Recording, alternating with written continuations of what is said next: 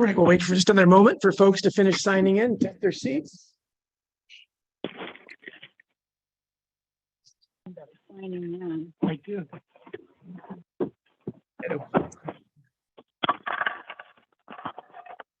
Okay, all right, bye.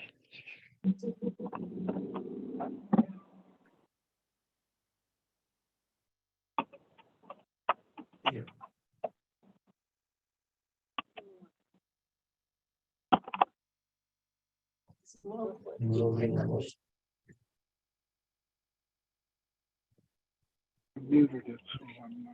Is Jessica?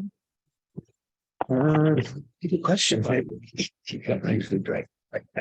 And Janet just called. She just got the stuff. She's about 10 minutes out. We'll just get started. Yeah.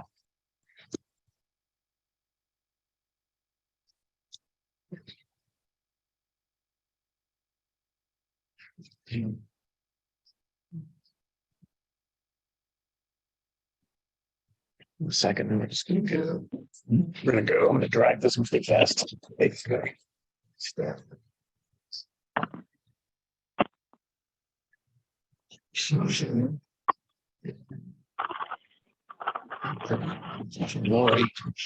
she don't complain about the heat, I guess.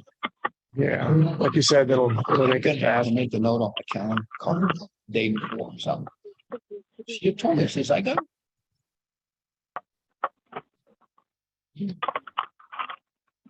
All right, good morning.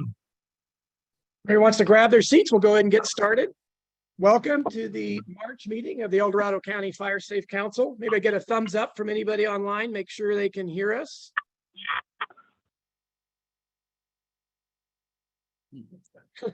That's not a good sign. Ron Phillips, can you, oh, good. Lester's got a thumbs up. Excellent. Thank you. All right. Well, with that, let's all rise, and Hugh will lead us in the Pledge of Allegiance. Face the flag at the back. I pledge allegiance to the flag of the United States of America and to the republic which it stands, one nation, under God, indivisible, with liberty and justice for all. That is not Tim. Somebody's not right. I see Tim's raising his hand there. You have a question, Tim? All right, David. All right, let's keep moving here. All right. Good morning. Everybody should, on the board, should have received the agenda, which I emailed out over the weekend. There are also additional copies available at the back of the room. Sign in. And there's also the sign-in sheet. And I want to thank Karen for stepping in today and taking minutes. So, you know, obviously we don't do it every day. So if we need to repeat something, we want to make sure Karen, you know, captures everything for us. And the reason Karen's doing it is, and I think many folks know, Carrie Lueck's husband passed away several weeks ago. And she is today dropping her daughter off back at the airport. So she couldn't make it, but she's definitely well engaged. She wants to continue working. It's been good for her. She appreciates the work and the camaraderie with the Fire Safe Council, and she's been very well supported by her community. We did work with her to help, Jessica helped establish a GoFundMe account for her on her behalf, and I know that that was well supported as well. So certainly thank you to everyone who reached out and supported her, but you can anticipate, I know she's already back trying to do some work with the website group and others. So our thoughts are with Carrie, and we will see her again very soon at upcoming meetings. So again, before you is the agenda. Before we take a vote, any comments, questions on the agenda? Okay, with that, looking in the room and online, all those in favor of approving today's agenda, signify by saying aye. Any opposition? Okay, agenda for today is approved. Also sent out as part of the board packet, item number 5, our meeting minutes from the February meeting. Any comments, changes, questions related to the minutes from the February board meeting? Hearing none, seeing none online. All those in favor of approving the minutes from the February meeting signify by saying aye. Any opposition? Okay, the meeting minutes are approved as presented. Item 6, new business for the day. We have 2 items under new business. We have a presentation, and then item B, 6B will be Hugh giving us an update, and I'm sure along with support from Ron Phillips on the defensible space training classes that are upcoming and where that process is at. But first off, I would like to welcome the Commission on Aging. Today, we are fortunate to have the chair of El Dorado County's Commission on Aging, Liz Powell, and their outreach coordinator, Raylene Nunn. And they're going to give us a presentation this morning and some opportunities to ask some questions. They really want to talk about their programs and how they can work together with the Fire Safe Councils, as many of the folks and the members of the community that we work with are the very same folks that they're supporting through the commission. So with that, I'd like to welcome both up, and I'll help you get the podium set up.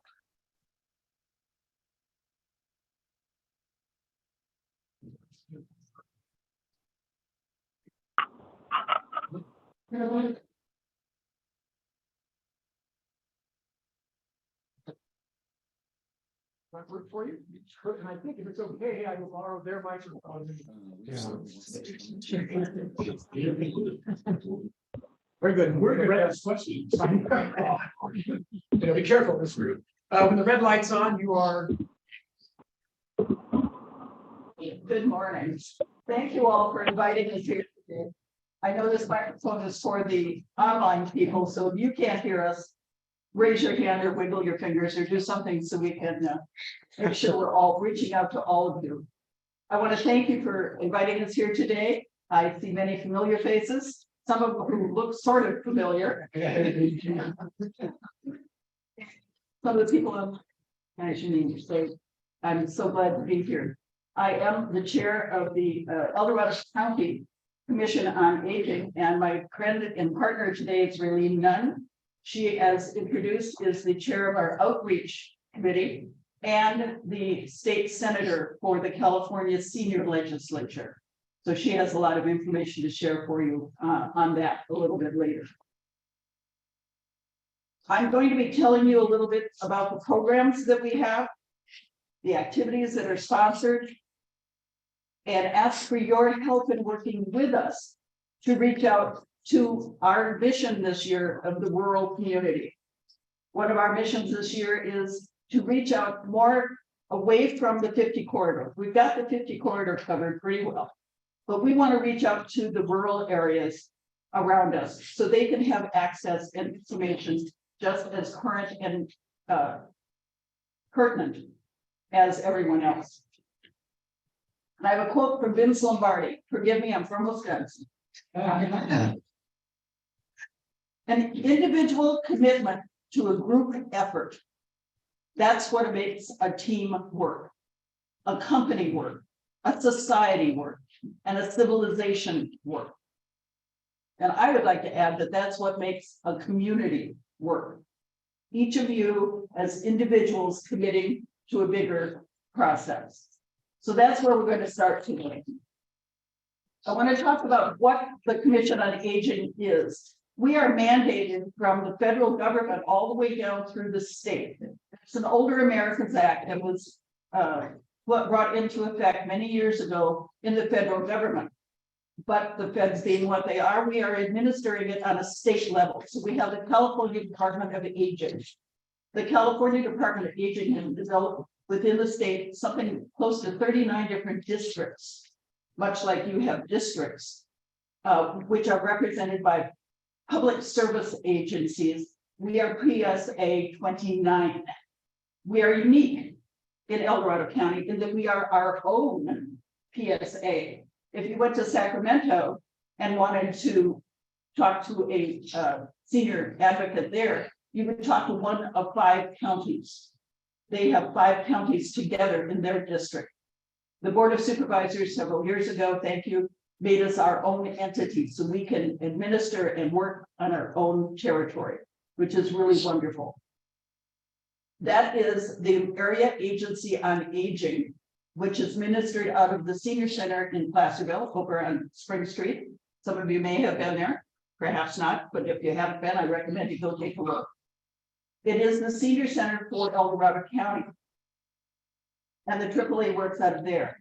We, the Commission on Aging, were embodied by the Board of Supervisors many years ago under statute, so that we can advise, recommend, and monitor all of the mandated activities for the County of El Dorado.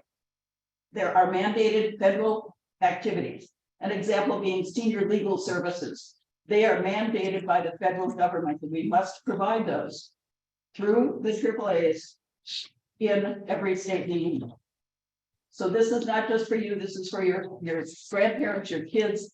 Any state in the union can go and find their area agency on aging through their Department of Aging and get free legal services if you're over the age of 60.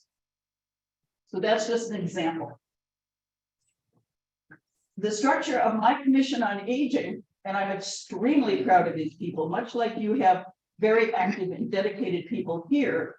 I have 14 members on the commission, and they were all individually dedicated. We have one representative from each supervisory district, that's 5, one from the Board of Supervisors at large, that's 6, one representing the city of South Lake Tahoe, that's 7, one from the city of Placerville, that's 8, and the rest are volunteer community members. We are all volunteers. Volunteer community members, which we, the board, we, the commission, elect to join us. And each and every one of those people is truly dedicated and has special areas of interest. Some of our committees, we have several ad hoc committees that work not just to monitor what's going on in the county, but we are proactive with some of the things that we do as well. One of our members is now signed on as a first notification from the Planning Commission, so that anytime somebody, a developer comes in and wants to develop something in the county, we have access to knowing how many senior housing parts there will be in that. We have a letter of recommendation to the planning and to the developers of what is needed for senior housing within and without the structure. We have a senior economics committee, which is looking into what does it cost to live as you get older. And they work in conjunction with our ad hoc committee on living independently. If you want to stay in your home and make it strong and fire safe, we can help you also with the economics of that. We can help you with getting it built safely with ramps and grab bars and things like that. So living independently has a lot of parts to it. We also have, that's the housing, the living independently. We have the economics committee.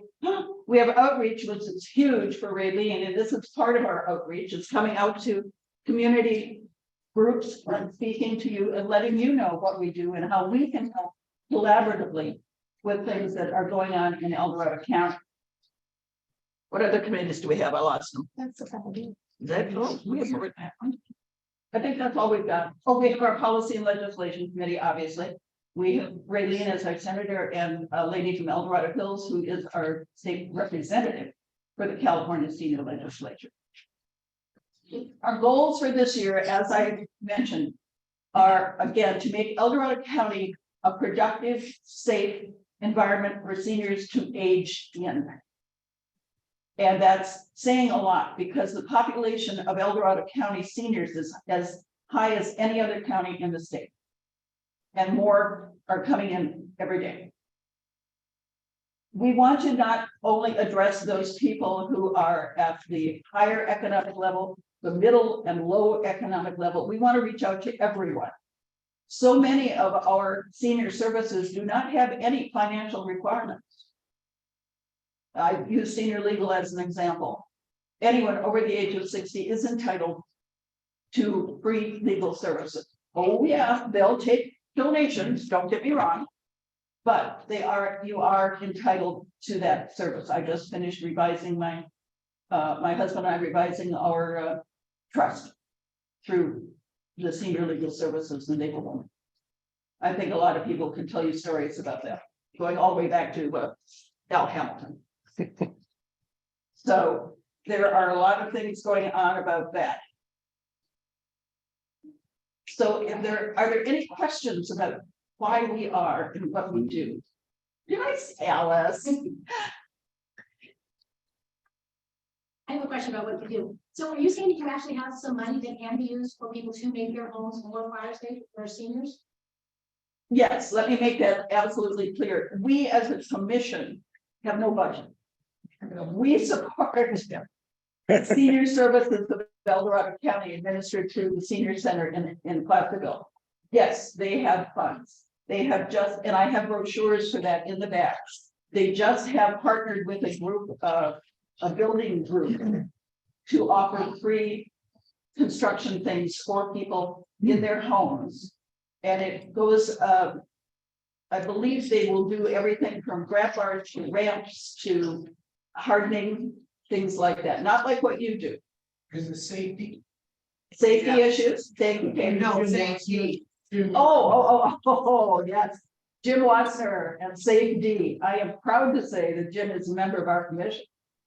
Because he's an awesome guy, but his business is 501c3. It's an independent company called Safe-D. And he does the same thing, free for seniors.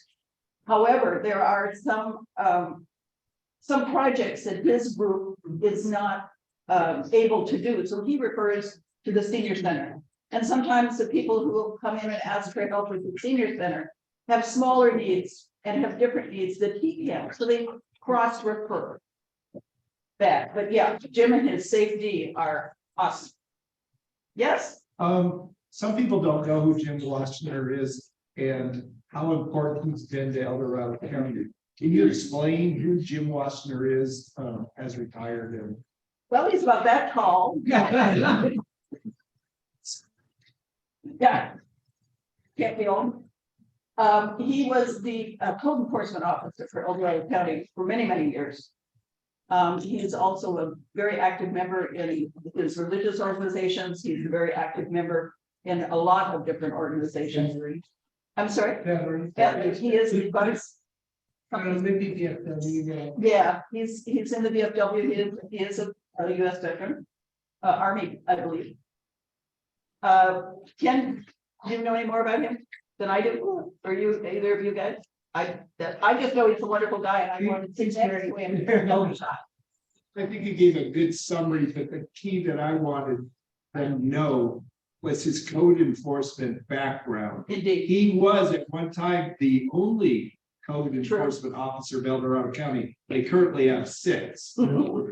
Yes, yes. Yeah, he's at the space of about 4, but I'll see him on Thursday. I'll tell him I said that. Oh, yeah. But he's also like, so when he began Safe-D to help seniors in their homes, he knew what of he was speaking. Yes. Yeah. So among the many members of my commission that I'm extremely proud of, he is one. Are there any other questions or challenges?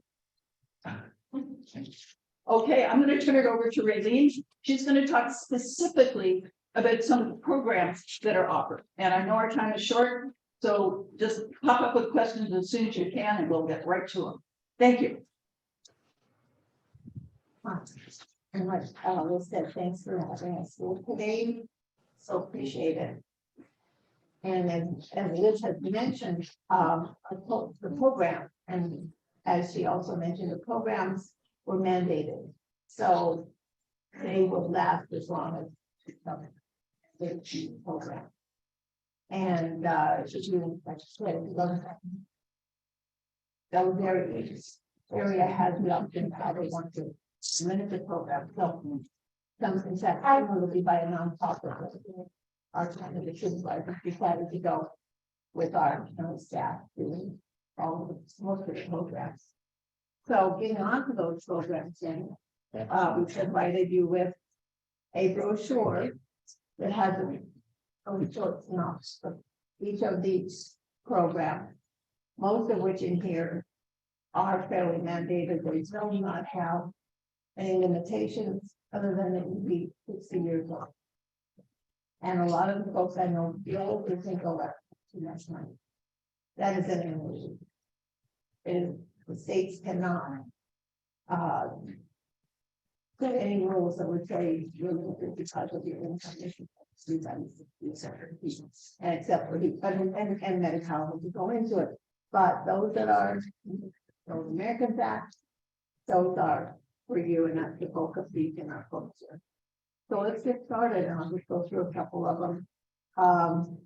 We have the family caregiver program, and that program is available for folks that are at home taking care of their loved ones, and they need, especially when they get started in the process, they'll go through program will help you locate resources to work with. They'll provide you education on how to deal with the person and even provide for some medical support. So this is for those caregivers who just need some direction. And also one of the things that I know I used to do is organization at the caregiver support groups. Those are incredibly important. Just you need to go and meet with others who are in the same boat, understand the issues they're facing. So that one of the programs, and the next one is health insurance counseling and advocacy program. It's high cap. And if you look in the back of your Medicare, if you're old enough to get one of those, you'll see if you have questions regarding Medicare.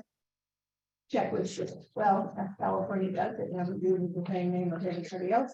So in California, we're kind of up on this. And this program is there to help folks who are going on this Medicare. That have Medicare into the area. Open enrollment, for example, when that time comes in the fall, they're there to help you work through the prescription drugs, the HMOs. And the one thing that's kind of nice about them is they're all volunteers. They're unbiased. They only want you to walk away as a consumer and make your own decisions. So that's one thing that's really unique about HICAP.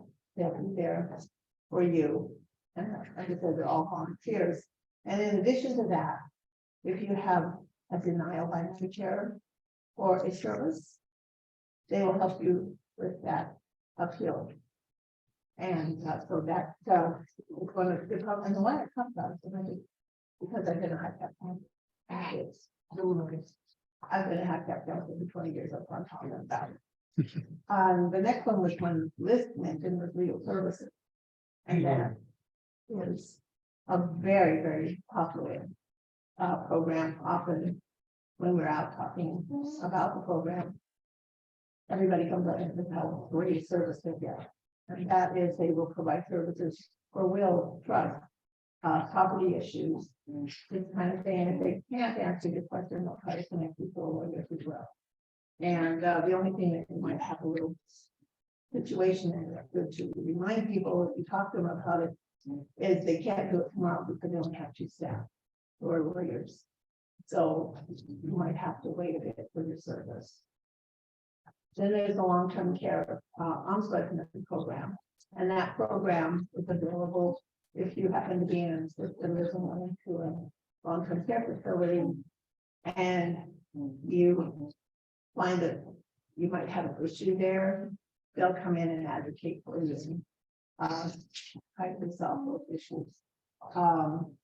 Then there's senior peer counseling, which is a wonderful program, and that program allows you as a senior, when you're feeling you need somebody to talk to, just to talk about issues going on in your life, what's happening. You've lost a loved one, you've been diagnosed with something, you're just alone and lonely. Peer counselors are there for you to talk to. They're of your own age, and so they'll chat with you, and they are all trained as well. And then, of course, there's a nutrition program, and that nutrition program is one of the main programs that serves the whole county. We have 5 sites where meals are delivered. You can go in and have a nutrition meal, and you can either pick it up, you can go in and site, And that's the wonderful part, because our experience shows it's not about the social gathering, and so many of our seniors, that means more to them than food. They find that is what brings them to the senior center and gets them engaged.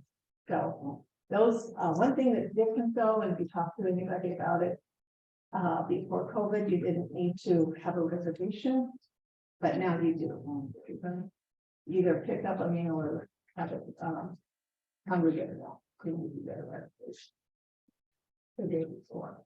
And so that is a huge importance that everybody met. And they also have home delivery meals, which meals would be some drivers would take it to your home and drop it off. And then we have another program, the Senior Times. And we have a newspaper. Well, you've seen it before, but it's a monthly publication. It's very good. It has a lot of current information about senior issues as well as what's going on in the county and senior situation. So it's very expensive though. $5 a year. So you can have it delivered to your home for $5. And it's a very, very good product. And then one of my favorites, because I have a lot of friends who've used it, and that's the Yana, You're Not Alone. And that's for people who are living alone, they don't have family, they may have some sort of issues going on that are whatever, that someone will call them every day and say, hi, how are you? So there's a lot of purposes that people know and feel comfortable that if they don't make it through the night or having something going on, that Yana, how it will get you service out there. Call your family, call whoever you would listen, and otherwise just go and get emergency services there. Bottom line, but in the meantime, before that happens every morning, we get to say hi. So all of our programs are all geared to just giving their thoughts. As you hope that happens. And I have one more thing I'd like to talk about, and that is designation. I'm a senator on the Health and Senior Rights Program. Pretty well. Almost solid. But what it is, if you know about it, does everybody know about the California Senior Legislature?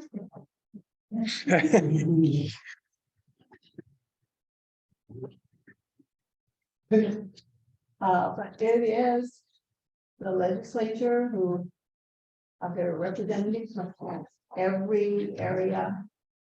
Just there's 40 senators, 80 assembly people, and they were designed to address senior issues. Any kind of senior issues which are most legislation. And over the last probably 200 bills have been gone forward out of the senior legislation to help the seniors. And what happens about every session, the senior legislature will create bills that they'd like to go forward. This year, the number, it's always 10 can go forward. And so this year we have 10 that went forward, and 8 of them have been discussed by the real and should go forward. And so we're hopeful that happens. And there is several that impact us a bit, but there's more I'd like to talk about that says that the final very close hands. And that's Assembly Bill 478. Senior legislature put it forward. Connolly set it up, and now it's going forward as a bill. And that bill is going to affect our seniors over 65 who live in areas that are high priority lists. And that will allow the insurance companies not to raise your insurance rate more than 25%. So that, and there's kind of also in this point. If you're in, just because of where you live, I just goes. So that one might be one you like to track, one you'd like to follow. And as a council, you may like to provide something which is very important, is letters of support. So if you want to go in, you can go in, find it on the internet. And take a look at it, read it in detail. And it's for Assembly Bill 478. So pick it up. Assembly Bill 478. And pick it up, read it thoroughly. And if you find you would like to support it, then feel free to write a letter of recommendation. Okay, so that's kind of what we have there. Okay, thank you. Two things just to finish up. One of our big things right now, right today, is our Senior of the Year program. Every year, the Commission on Aging and the Area Agency on Aging selects a person or couple as Senior of the Year. They are awarded they're given the award and the trophy at a Board of Supervisors meeting in May. Anyone can apply for this. They can represent themselves. They can represent your council. There are applications in the back, or you can go online. I will leave this in the back for anyone. If you know of someone who has volunteered their time,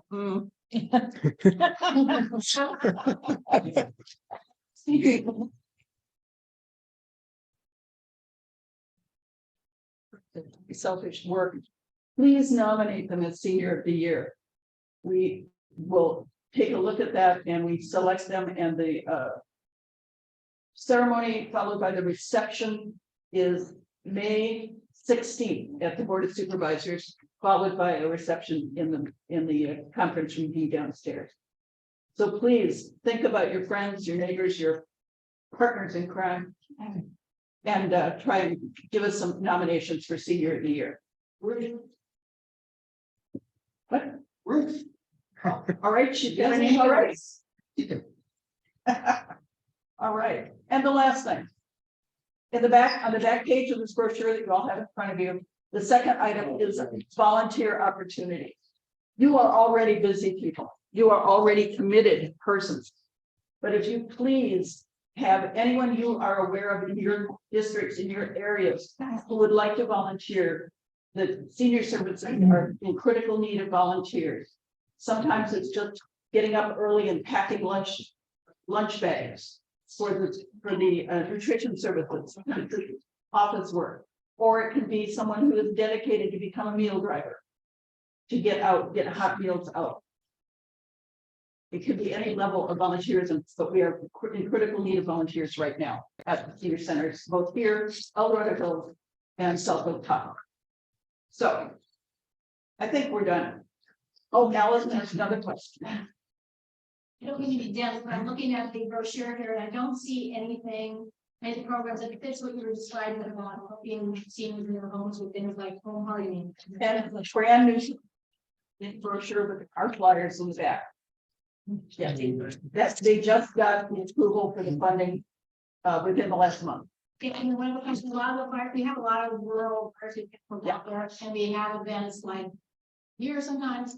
Is this something that you guys would like to come? Absolutely, invite us. We love to be out there and talk to people.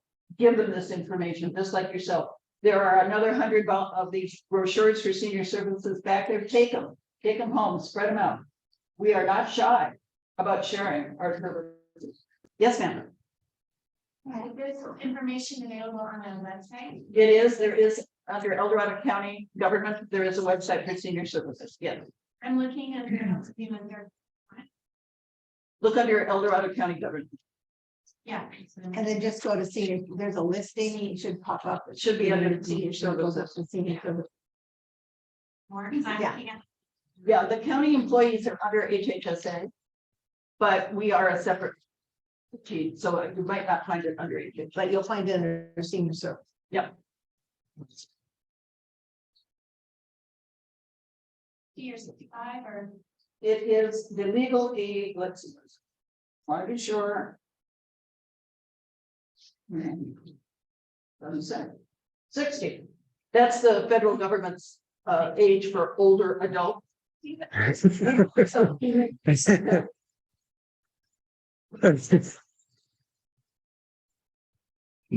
age is 60.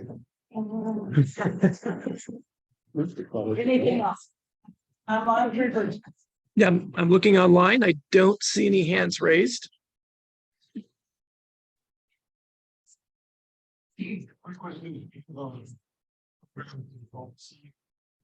Base funding, is there a connection?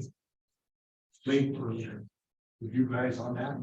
You certainly can be, and we are aware of your program, and again, there are parameters with when, you know, you have, if I remember reading this correctly, and correct me if I'm wrong, that you have age and income parameters for that as well. It's for seniors and veterans, so far as I understand. Is David, I think you're in charge of that. No. Seniors, but See, and veterans. Right, And I couldn't find in the back a brochure about the contractors helping to make the home fire safe. I couldn't see anything. Home hardening, it's not there, I can see it. I don't know that we have exactly home hardening, but we have construction issues relative to safety in the home. So is it the fall prevention that you're talking? about? That's a part of our fall prevention funding. Didn't see a brochure on what you just said. I'll walk you back. So you and I have been chatting. We'll be following up with Liz and Raylene because we just like Alice made that connection. And I think there's some opportunity to have more discussion about that service and have more dialogue. So my commitment will be we will ensure that the email and contact information, I'll resend that out to the group. And then also Liz has indicated that you can certainly reach out to the offices and get more of these brochures if you want to use them for any of the events that you're at and want to get that out. And I brochures for.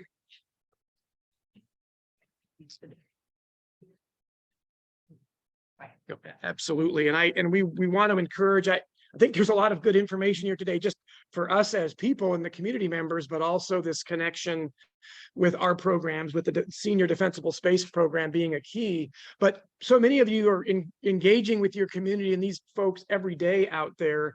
The ability to interact and exchange this kind of information to me is critical. And we very much appreciate you all. Please follow. Brochures in every sheriff's car in the county. So if they run into a situation where they're out there with people and that they think they could use one of these services, Yeah, we'll talk about it. they have them to pass out. I'd like to see them in every fire truck and every ambulance and every doctor's office. I've already done that, right? So we'd like to get them out there. If you want one, there's in the Platteville Police Department, right in the lobby, I've got a pile of brochures. So we're getting them out there, and that's what we do. You want to reach out to these people. Thank you. Thanks, and one more thing. One more thing. And we would very much partner with you. And if you individuals in your specific areas have something that we might be able to help with, please contact us because we'd love to, work with you to make sure you did, if you'd like us to come out and presentation to your folks or whatever might be helpful so that we can get the word out and people can really know what we have. We're more than happy to do that, but please stay in touch. Thank you. Thank you both. And of course, you're both welcome to stay for as long as you wish. Thank you. Okay, so I'm going to make a quick agenda adjustment here because we have several of our partners that have other commitments later this morning, and I want to make sure we have the opportunity to hear from everyone. So I'm going to move us down to informational item 7E, and we'll start with our partners report. So not to throw Jason down under the bus, but I think I saw Jason from BLM. Could you move that? Oh, thank you. Yeah. There he is. Sorry. We're going to get the podium moved here. Yeah. Hang on one second, Jason. And you may need to stand up so folks can hear you. Thank you.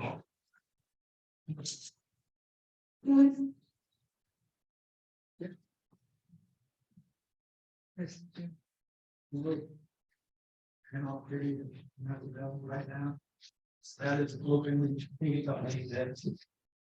Anyway, the next.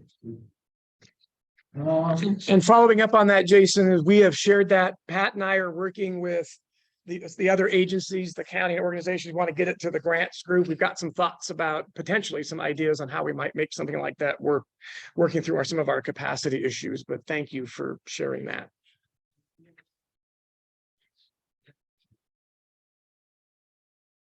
Thank you.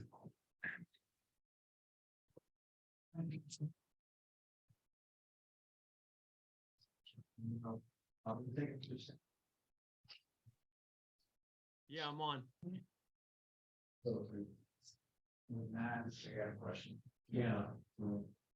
Oh, you're.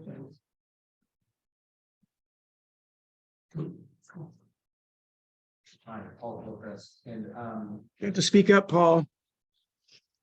Paul Hillcrest.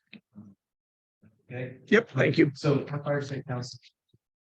This is very with us, stays in the final reserve and the parking unit. Yes. Is that what you're referring to? Please, so. Okay, yeah, so some folks have brought up some concerns of burn piles that have been sitting since the cleanup 4 years ago. Back behind Jason Drive. On the corner, I'd like to talk, if you're gonna be around or if you're gonna step out, I'd like to show the see before you go. Make sure I get you contact. My knowledge, all those old files, they worst file. You definitely thought, yeah, that would be great, and I'd like to talk to you about part of the plan at the time was to go from 100 feet to 200 feet, kind of still facing sign up for so people that faces not like here. Great. Thank you. Great. Thank you, Jason. Any other comments, questions for Jason? Excellent. Moving on, number 2, Cal Fire. I think I see Jeff Hogue representing Cal Fire today. Good morning, Jeff.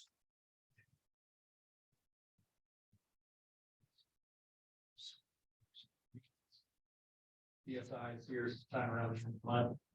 Identifying your target areas for those folks where we will be coordinating with the counties and unit, not duplicating efforts. And in addition, the wildfire prevention grants are due today at 3 o'clock. So if anybody else has some questions or needs information on that, Patrick McDaniel is here.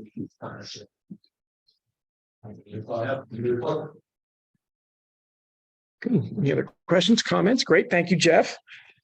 Sue Henneke representing El Dorado County Office of Wildfire Preparedness. I was going to say stand up, Sue, but you were, so sorry. I owe her a few anyway. You know, elections are coming up.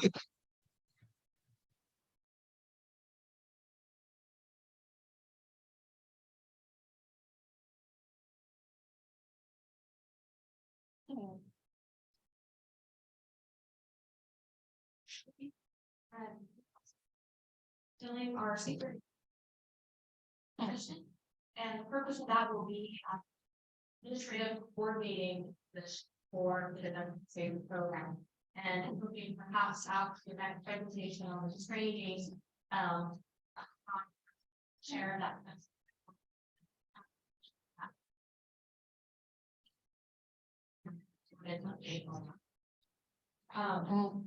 The communication with outreach group is meeting between Mondays, so we'll be talking surely a lot about the fair and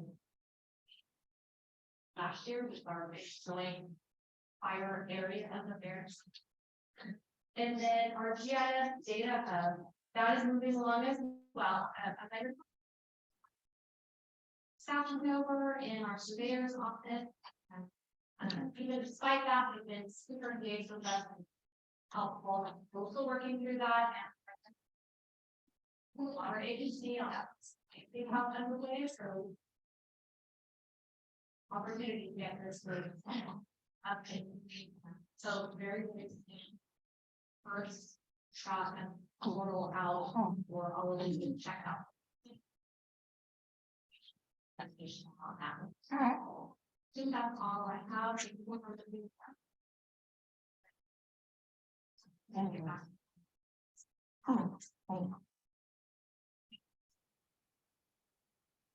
Right.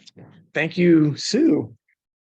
Fire Chiefs Association, I'm not seeing an official, I'm not seeing Chief Cordero. Is there anybody online or representing the Fire Chiefs Association today? I know we've got Krishana and Ron. I say I'll just defer that down. And then we'll just move right into the fire prevention officers. Krishana, are you representing the FPOs today? Hi, good morning. We don't have much from the FPO group to report. I can say that both Cameron Park and El Dorado Hills Fire are currently working on updating their vegetation management ordinances.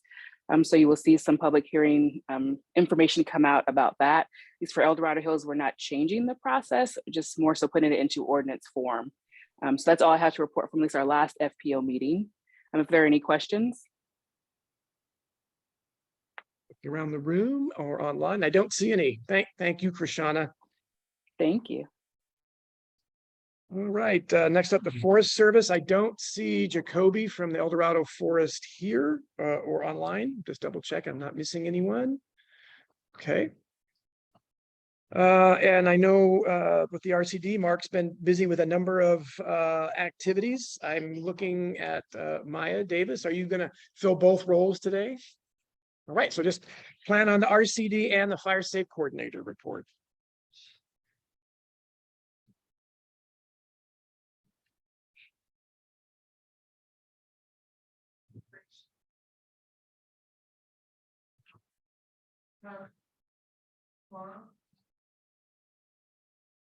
Project coordination for all of the time.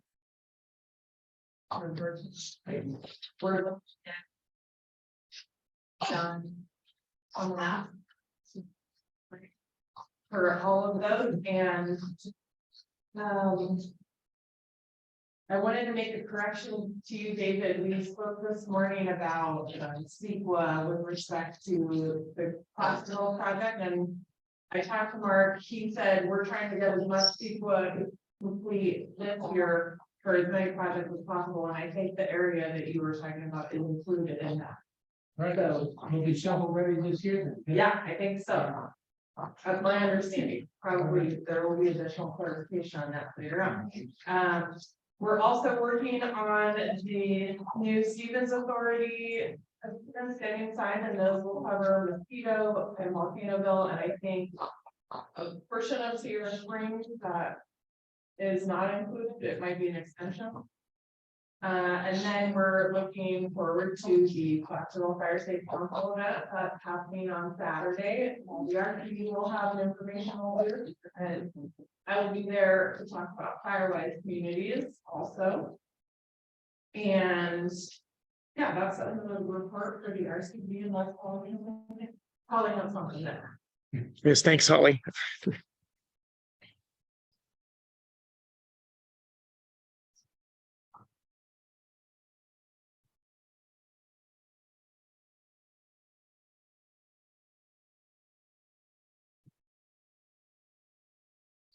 What kind of minute? It was the state. Oh, Surveyors, architects, geologists, and engineers. And so students have created for, I think it's kindergarten to 12th grade, have created that. For, I think some of them have prompts, some of them seem special. Specific interests. It's really cool.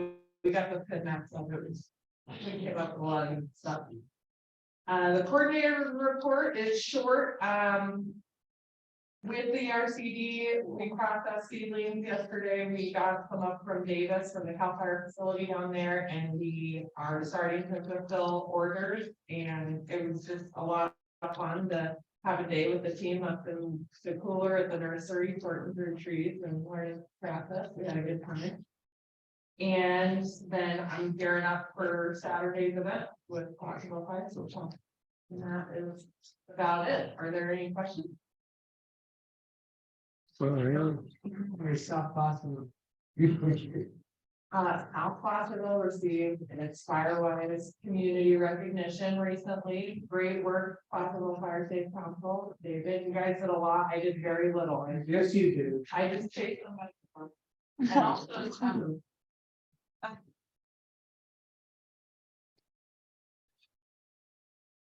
Good job, Maya.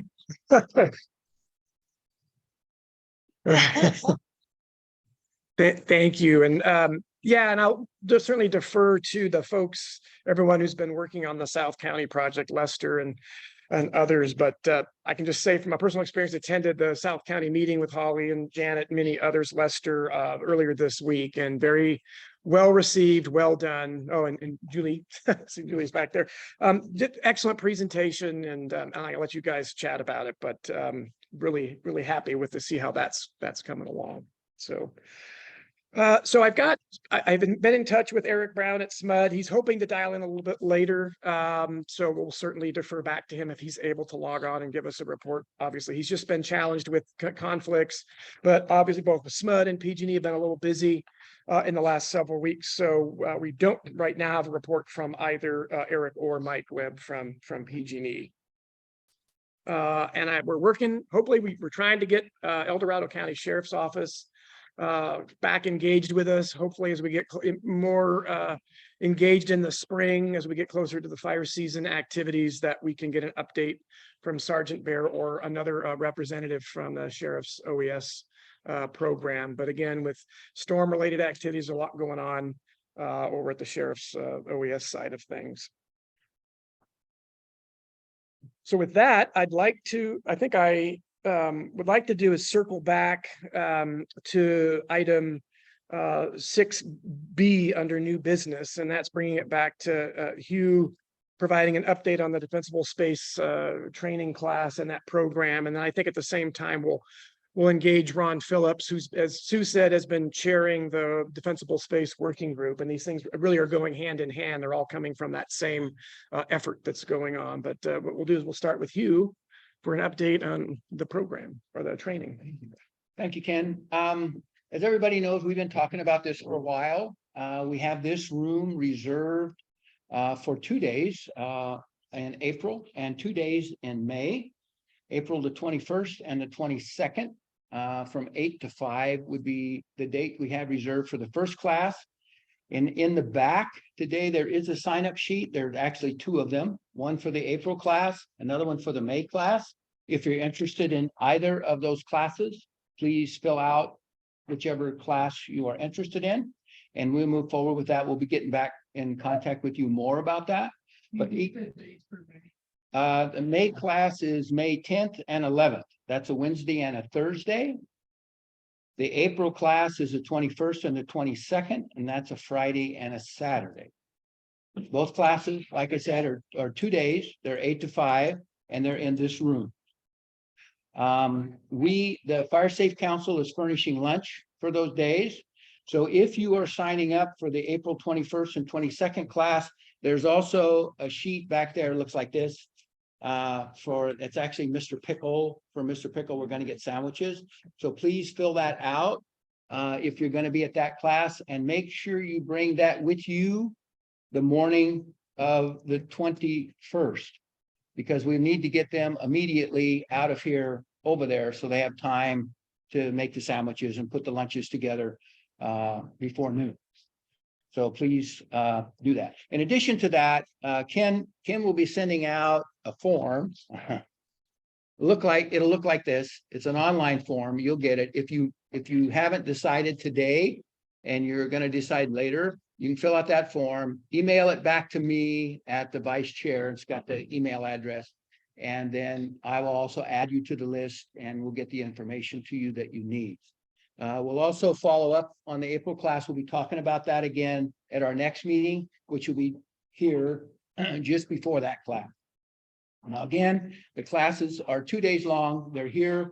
Now, I want to say, if you are only interested in taking those classes because, gee, you want to know for yourself, I would encourage you, please wait.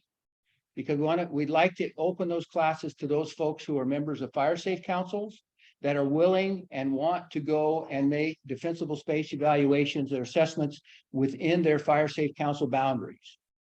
We're going to try to commit to the county that maybe, depending on how many people we get trained, we're looking at about 700 to 750 inspections a year. And in addition to that, we are also working and looking at the possibility, and I want to put that in quotes, the possibility of getting the fire safe councils compensated for those inspections. X amount of dollars for each inspection that you can put in the treasury of your fire safe council if you're interested in that.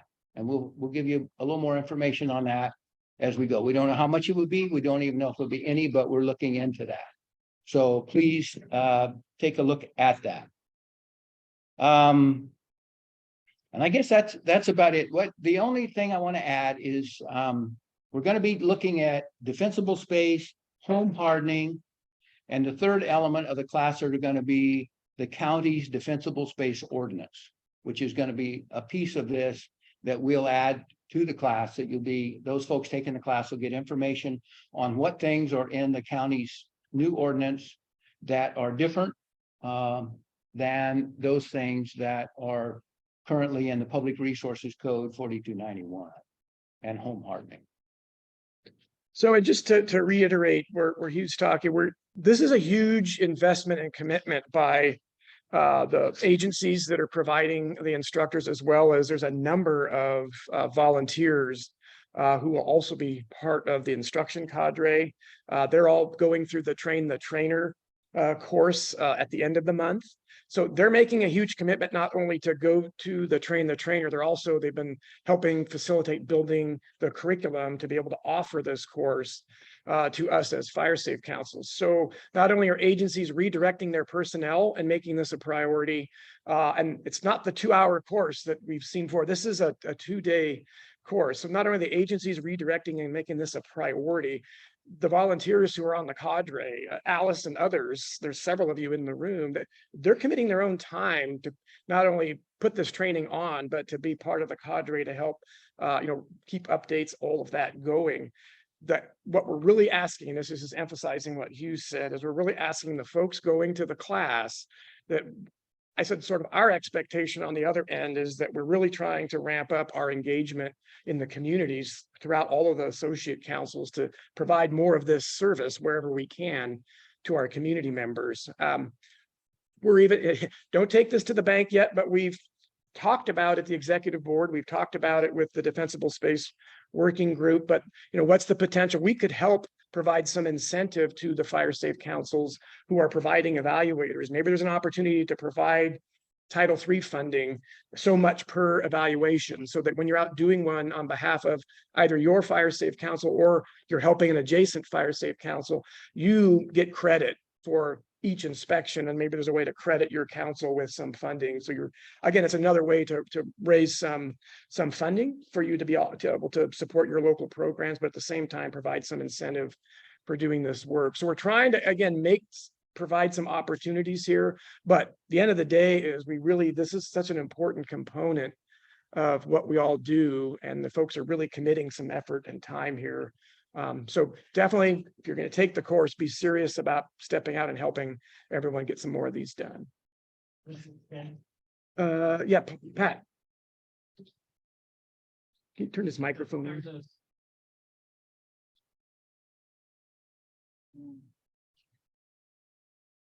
I'd just like to add that the individual councils need to participate in this because there is a requirement if you're a fire-wise community that you do so many assessments and say what percent of the homes have hardened siding and what percent have defensible space. So this is your vehicle to get that requirement done. And it's all the same training now. That's the whole idea of why this group's been working so hard, is that the assessments for Firewise, the defensible space evaluations they're all the same. It's a standardized program now so that we can ensure everybody's going out with the same information. So I think Tamara, I think you had your hand up. I have 2 members of the city council that tree service company, and they participated in the 4291 training last year, and we're told when they participated in that training that they weren't allowed to do inspections because it would be a conflict of interest. So I'm just following up on that to see if that's true or not, or if I can let them know they can take this training, because they're really gung ho and want to be able to do this for us, and said that they wouldn't be advertising their own services when they did it, but they were told they couldn't do it last year. Right. No, and we were working through what the challenges were. We wanted to be sure there was no conflict of interest. Two things there, Tamara. One is I want to speak for you, but I think we want to ensure that the actual Fire Safe Council members have first choice at getting signed up for the available slots. And then the idea was to see what others we could open it up to. I don't see any problem with contractors if they're going to be doing evaluations being part of that. That's one of we worked through this, as long as they're not providing an evaluation for the same homeowner that they're actually going to be taking a job from. And i.e. we'll be looking over time for evaluators in the Defensible Space for Seniors program. And we have several contractors that have gone through the training and are performing that service. What Jessica has flagged is that can't be the same. So if they're doing an evaluation, they can't be a contractor performing that service on that same property. Conflict of interest. Yeah, but as long as we can adjudicate that, we don't feel there's a problem there.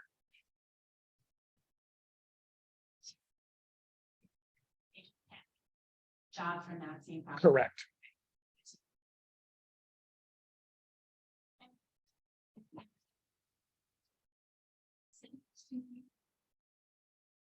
Just two people from the Fire Safe Council who are willing to be assessors for your Fire Safe Council, puts good in one there, so two per Fire Safe Council would be fabulous. And then the second question is, how do people online tell you, I mean, because everything's here personally or physically, how do they sign up?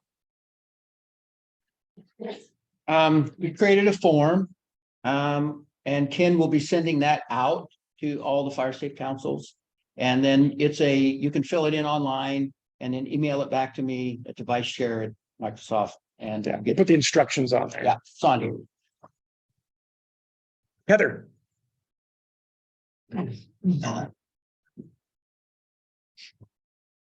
Since Pollock Pines isn't the northern part of Pollock Pines isn't a fire safe council, but it's a fire wise.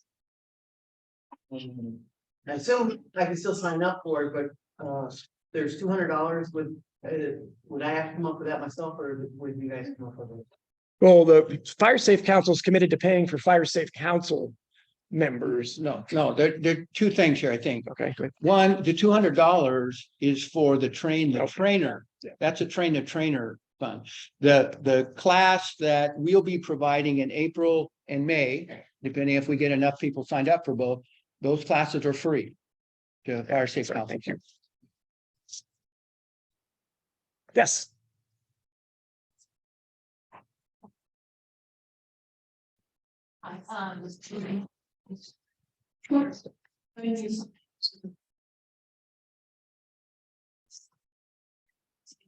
Reporting that back to the El Dorado County Fire Safe Council or CAL FIRE. That's my question. Absolutely. And going to be honest, there's been a lot of discussion at the Defensible Space Working Group and amongst many about how to address this. And I absolutely get it. We were even at the meeting Monday night. Folks are concerned about data being shared, and that could be an implication for having someone come on their property or not. And I think everybody's sensitive to that. At the same time, this is such valuable information, and I don't mean specific information that relative to addresses, et cetera, but enough information so we can be tracking the effort we're making out there and showing as a community, as a county, what we're doing in cooperation with CAL FIRE and El Dorado County and our fire districts, because together we have just over 55,000 occupied houses in the very high fire hazard severity zone within the county. And the collective Defensible Space team that's been working would like to be able to at least get to every home of those 55,000, at least every 7 years, right? Trying to figure out what's realistic to have landowner contact. The goal here isn't to cite people. The goal here is to work with our communities to get everybody fire safe. Well, that's about 7,500 or so evaluations, inspections, assessments annually. And when the working group has been looked at, there's no physical way the county can get all of those, or CAL FIRE can't. it's a team effort. And really, it's going to require all of us to be able to have that outreach component. So the first step was trying to ensure we have a standardized training and evaluation process. So we're all talking from the same sheet of music. Doesn't mean we can't provide more information when we meet a landowner. The challenge is, and I saw it Monday night on the map that the group put up, we have lots of work going on roadside hazardous fuels treatment. We can't do that work within that 100-foot space of homeowners because that's required by law. So the grant skips over those homeowners. But when they put the map up, they also showed where all of those overlaps were in all the homes that were within that defensible space sort of conflict. So why this is so important to have the information as to where we're working is we can now start overlaying. Here's what the grant did using, roadside hazardous fuels treatment. Here's where our effort is in defensible space and home hardening. Over time, we can start to see the effort we're making as a community in El Dorado County. So if we don't have some basic data about where we've been working, and it doesn't even necessarily need to say there, it's not about compliance necessarily or not compliance, it's what's this basic level of homeowner outreach and connection that we've been making, and maybe capturing basic data about how many, in general, 80% of the homeowners that we contacted met the standard. We don't have to say necessarily which ones did or didn't. And so I guess I would ask, go back and talk to your councils, talk to your communities about comfort level and at least sharing basic information. The idea is not to give it to CAL FIRE, or they're all going to see it's sharing all the same database. So absolutely CAL FIRE, the county, the fire districts will all look at whatever we're comfortable sharing, but it's not meant to drive a follow-up inspection to cite a homeowner. It's meant to provide a basic amount of information so we can share it and tell our story. So I think we have to think through, and I know, and Ron can talk about it. There's thoughts about what is that basic level of information that could meet that public sharing information need without compromising people's, rights, et cetera. Agreed.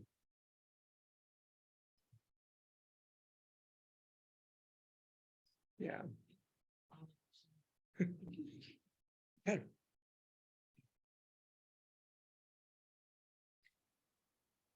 When you're collecting data, I'm just thinking about it because almost all the inspections I do, nobody can, occupied in North, and I've been doing this all over the county anyway. Most of the time, the amount of defensible space work that needs to be done is a multi-year issue. So are you just gonna collect? I'm trying to figure out how you're gonna collect the data, because what I usually do is give them here's your priority and try to work this way. So how do we get your data, understanding this is a multi-year process? Yeah, well, okay, Ron and I have been talking about this. We've been looking at how we want to do this. We really don't have it settled down yet.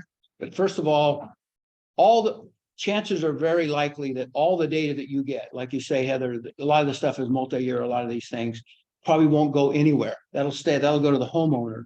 There'll be a certain amount of that information that you take that will be stripped off of that will go into a file, that stuff that CAL FIRE wants and stuff the county needs. So it's consistent. Now also remember one of the things that's happening is there's legislation in California that either passed or is going through this year that says those counties that report in accordance with the CAL FIRE requirements that do that get preference for grants. If you don't, you're not in that preferred group. So there's an incentive for us to try to do that. We're also, everybody is cognizant of the fact that there are homeowners that don't want certain information shared, and I get it. And so our intent is really more of an educational evaluation. We're going to be looking at the things, we're going to be telling folks, look, this is what's required under the law. This is the things you need to do. Here are the things that from our experience, et cetera, that we really recommend that you do to make your home more fire safe and hardened. You've done it for a long time. All of those kind of things will be there. There, as Ken said, there's no intent in trying to write stuff up and cite people and say, if you don't have this done in 3 months, we're going to be back here. We need to make those evaluations though, and start checking those off so we can say we have at least visited and talk to the homeowners of all these homes over a certain period of time. I want to defer to Ron too, who's been really leading I think Ron presented at one of our prior meetings, but Ron. Good morning, everybody.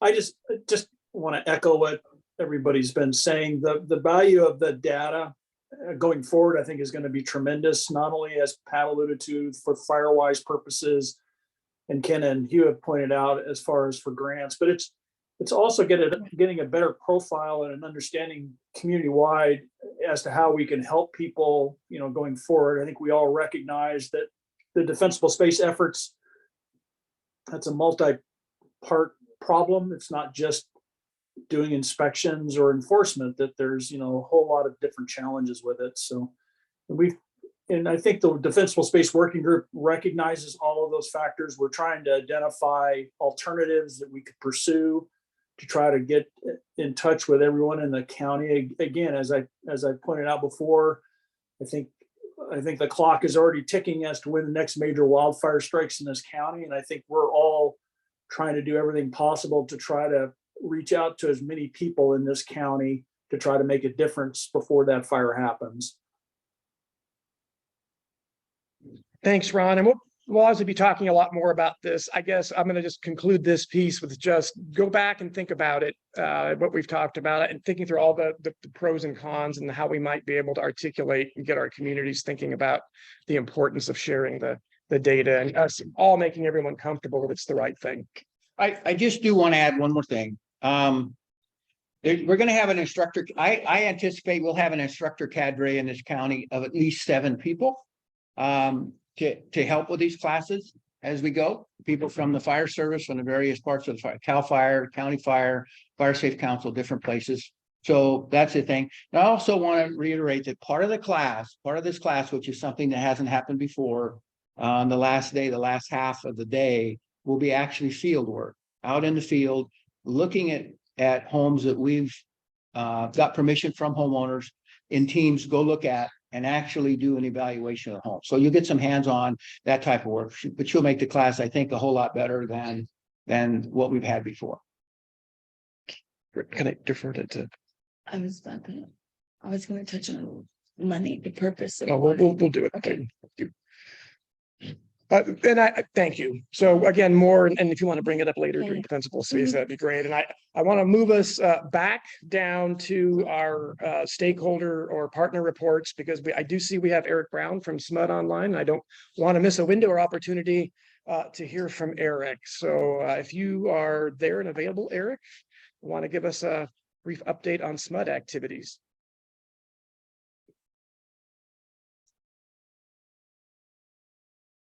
May not have. Okay, he may. Yeah. Can you hear us, Eric? If you're trying to talk, you are muted. All right, well, we'll circle back to Eric if he's able to get to us. So coming back up top to item 7A, chair's report. I just have one item that, and Pat and I were discussing this as late as last night.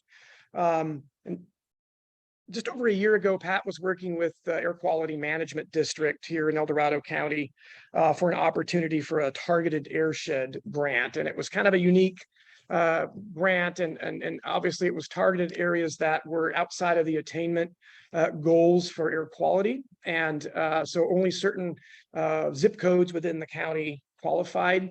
And the program was geared towards those kinds of activities that would help offset additional emissions.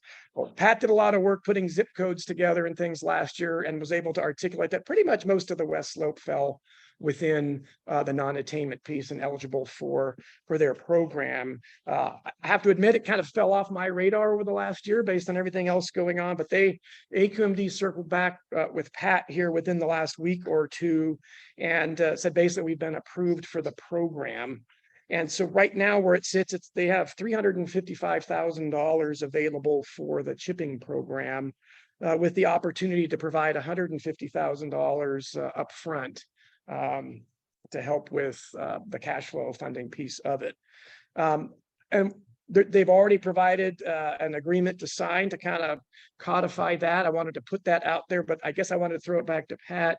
Do we need we didn't get a chance to get this out to anybody. Do we, process wise, can we wait a month to get the contract signed so folks can see it, or are folks comfortable? I want to maybe just throw it back to you for thoughts. And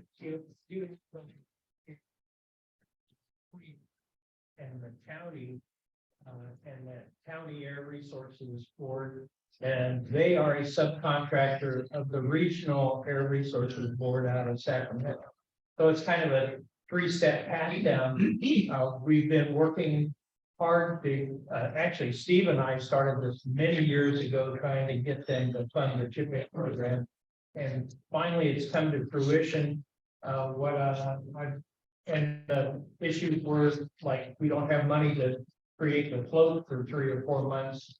While they process the payment, so we go to that with the $150,000 contract is ready to sign, and just I'll leave it here like we have before for review. If you want to look through it, think it's solid, and I think I'm asking for board approval to sign the contract and move on. Congratulations. Okay, with that, and again, wanted to make sure that we're upfront there. So questions? Yes, Elizabeth.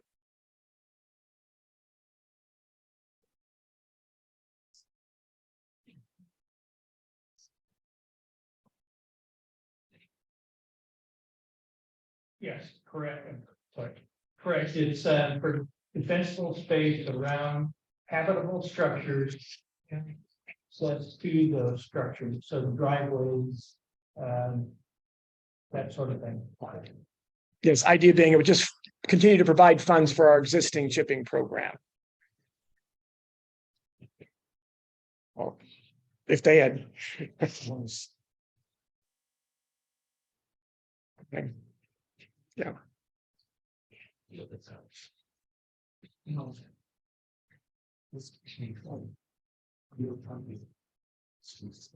Great. Any other comments or thoughts? Any opposition to, obviously, welcome to look at the contract before we go today, or if you have concerns, but any other concern about moving forward with this? Okay, not, Lester's got his hand up. Lester, online. I was just curious, and maybe it was stated, but would we be able to spend the money within the time frame based on, that it's been somewhat slow lately? I believe the funds expire at the end of 2026. Is that correct, Pat? Yeah. So yeah, I think so. And yes, and for the greater group, we are definitely lagging behind our projected expenditure plan and number of jobs when we first received the CAL FIRE CCI grant. But it's been a crazy winter and a crazy last fall with the opposite kind of conditions where folks couldn't work because of fire conditions.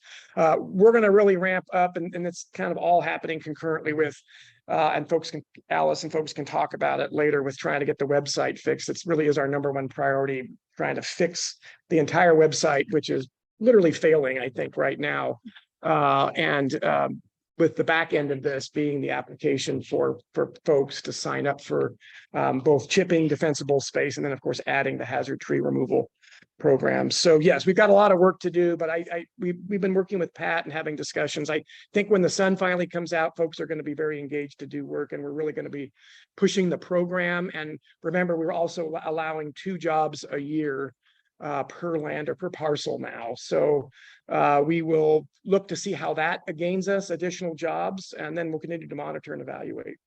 So very good. Thank you. I have nothing. Oh, Consensus to proceed. yeah, maybe more formalize it there. Any all those in favor, any further discussion on the contract or this grant? With that in mind, all those in favor of allowing Pat and or I move forward with signature and continuing to acquire the grant from AQMD? All those in favor signify by saying aye. Aye. Any opposition? Sherry Hawk is clapping her hands. That's excellent. So we are good. All right, again, we'll have it here if anybody needs to look at it today. Thank you again, Pat, for championing that, and Steve for putting that together. All right, 7B, Vice Chair report. Hugh has a couple of other quick updates. Yeah, just a couple things. It's vice chair, will be continuing to go through all the committees. I'm not gonna go through all that again. My calendar was just, I ran out of boxes, but, anyway. But we will also be Saturday at the Placerville event. Karen and I will be there. Alice is helping, I guess, get things set up before. And I just want to invite any of you that want to come by and get behind the table for a bit there. Heather laughs, I get it. But if you'd like to do that, you're always welcome, and we look forward to that. The only other thing I'd like to bring up is elections are coming up.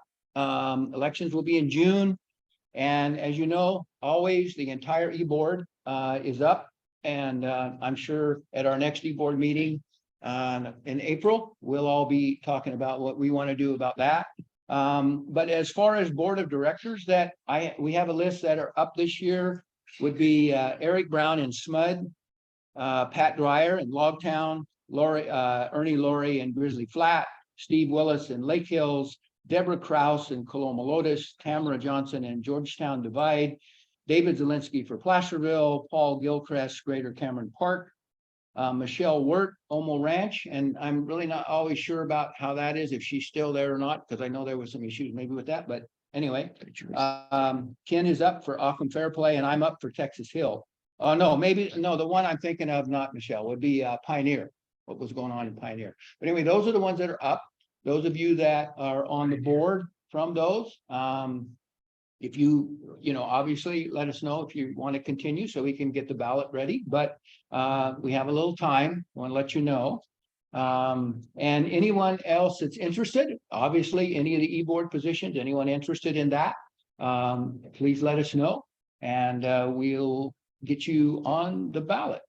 The only other thing is, if you are not a member of the regular board and you want to be on the e-board, you must also become a board member for your Fire Safe Council, which is not a big deal anymore, because if I recall, we did change the bylaws to allow more people on the board as we got more Fire Safe Council. So there's some slots for that. And I believe following the bylaws, Hugh, it's our April meeting. This will be a more formal, and Hugh will be putting together obviously a small election committee to do that like we've done in the past. Correct. So this is your pre-warning before the warning. So Yep. Great. Thank you, Hugh. Karen, Secretary's report, and pass the. And just so you know, I did reach out to Omo Ranch because there is a question there, but I haven't heard back. Oh, okay. Julie's in the back, like, oh, Right. we'll work it out with you, Julie. We'll figure it out. Okay, mostly the one thing that I want to talk about is is insurance.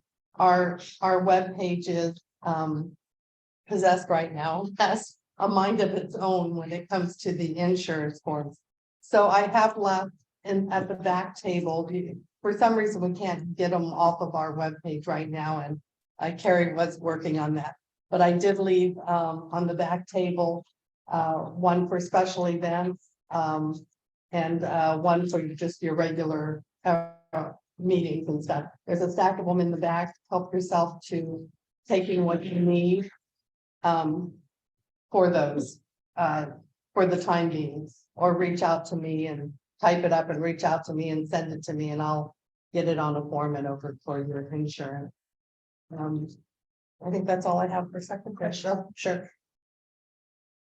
For the insurance forms, we need to resubmit them annually. When is that date for our regular? For your regular meetings, that's just if you need a new form. We would submit it usually when we get when it renews, which was in September. So if you, most of the councils have already, wherever they have their meetings at, have already sent something in that's I was just thinking. Yeah, it was in September. So Right. we're good. Thank you. I think Chris has his hand up. Maybe we'll keep that there. Keep it there for Chris. Hands to the minutes. Meeting comment that was made was. Is it related to the secretary? Okay. I'm just trying to keep us on track, Chris. Never, yeah. Point of order. Well, of course, Yes, thank you, Steve. Committee, and it relates to then your ability to explain to us from time to time what the rules are. That pertains to the secretary, I feel. But it said, do not endorse measures or anything divisive to the communities. That can be a lot of things for different people, and it doesn't have to be done right now. I'm not expecting it would be. And I think there needs to be some clarity as we go forward, because nobody wants to jeopardize their standing. And we wouldn't want to have anything happen because of lack of information. So those are my comments today. Thank you very much for mentioning that last meeting. Thank you. Any other comments for the secretary's report? Right, seeing nothing online. Thank you. We'll move on to item 70, treasurer's report. Janet. Good morning, everybody. Sorry I was late this morning. The accountant has completed our taxes for last fiscal year, so I will be going through those and making sure that they get submitted out. If anybody has looked at our projects page that was submitted out with the board packet, the miscellaneous grants Title III, I did a little cleanup work in there, which shows the date of expiration and breaks down actually the fiscal years that the county's Title III money that they have contracted to give us, what year those Title III monies are associated with. So there's just a little bit of cleanup there. And then the last thing that I have for you all is we have talked off and on about being able to do some sort of an automated donation at the associate council level. I talked with UMPWA about their process for some sort of a card reader that we could get to each of the associate councils. And in that discussion, what we came up with is that their program is really not meant for a volunteer organization like ours. It's for a broader, larger kind of an entity. That the amounts of dollars that we're talking about really doesn't fit in with their program. It would result in us paying them a lot of fees, is what it turns out. And so they and I agreed that that's probably not the best fix for us, but even they recommend the Square. So if you go online to square.com, they're the ones that have the little Square hardware piece that you can attach to your phone that you can run credit cards through. The hardware, I believe, is $40. The fee is only a fee per transaction, and it's something like 2%. So we wouldn't be paying like a monthly fee that we were talking about with UMPWA on top of a per transaction fee. This is strictly a transaction fee. It would be, I think, more suitable for the effort that we're doing out if you're out and collecting fees for sales of signs or donations like that. You can go online, get the equipment, attach it online, when you sign up for it, attach it to your bank account, and that way everything would deposit into your bank account. So that's the recommendation that we have for associate councils who are interested in that kind of ready donation by credit card effort. So what happened? Okay, everyone on the board should have received the treasurer's report per the email. Any questions for Janet relative to the treasurer's report or the budget in general? Bruce. With the clarification you said that the Title III dates, even ones we set out, we changed everything. So if you look at that, if you have that page in front of you, it has miscellaneous grants. There's Title III 21-22, Title III 2021. And Title III 2014-2016. So I cleaned up those numbers to make sure that they agreed with the contract that we have with El Dorado County from the years for which they are getting the Title III money, so that we're clear on what pots of money that we're talking about. I also cleaned up the expiration date. So the 9/1/23 is the current expiration date, and I know we're working on a contract extension for those, for the expiration date of those funds. So it doesn't change the Title III projects that everybody was working on this year, but where this one, we've been just doing some housekeeping because we've had several different fiscal year allocations of Title III funding from the county. And so we want to make sure we're tracking that so we can spend the first in, first out, or at least ensure we're able to report back to the county on which year we're spending out of. This is a big deal because we're getting the contract extended for, I believe, 3 years with El Dorado County. And so we're in discussions to continue to get an appropriation, we hope, over the next coming years, so we can continue to, ideally would love to get more monies out on the ground for green waste days and other activities. But we were starting to lose track of which years we were getting that allocation. So again, any other questions or comments for Janet on the treasurer's report? Okay, hearing and seeing none. All those in favor of approving the treasurer's report as presented signify by saying aye. Any opposition? Okay, hearing and seeing none, the treasurer's report for this month is approved. Thank you, Janet, for all that work going on. Okay, next up, making sure I'm not overlapping here or missing. We'll move on to item 8A, committee reports, grants and funding. Pat and Jessica. Today, this must be the day of contracts.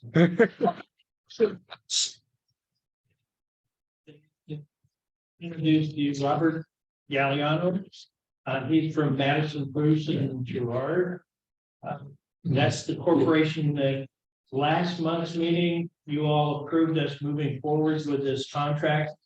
I'm pleased to report that with Robert's help and Jessica, we cleaned up some of the contract language and we have a finalized, agreed upon a contract that's been signed by the company. And we'll have a signing ceremony as Tim can sign it for and the Fire Safe Council. It's a momentous day because we've been working on this grant for quite a while. Heather really wrote it, and then we've had some administrative delays. It was awarded in August, and we've been stumbling through the process of finalizing the agreement with CAL FIRE and then putting out the RFP, finding, I think we have an excellent contractor to do the work and then finishing that. So we're one step closer to having a program to help people remove their hazardous trees that threaten their homes and or access to their homes. So Robert, would you like to say anything? Yeah, Robert Galliano, group manager. Can you go to a mic, Robert, please?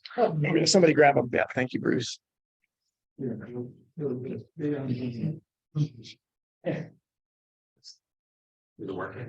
you're hitting the online folks. Thank you.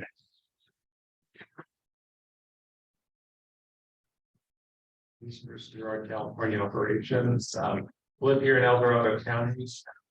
Really excited to get started on this project to help, mitigate hazard trees that people have on the property. I know a lot of that has been developing in the county lately, and there's definitely the need. So we're excited to get going and be able to show some progress. Thank you. Well, we're definitely excited, Robert, and I just echoing the thank you to Heather and the entire team, Pat, that worked on putting this together. This is it's a new and unique opportunity for us to engage in this arena, and we just appreciate that we have the opportunity to work with you. And I have to again give a lot of credit. We were experimenting, is probably the right word, with how to actually execute this program. The proposal from MB&G and Robert did all the work on it, I'm sure, came up with a lot of solutions for things that we hadn't even considered.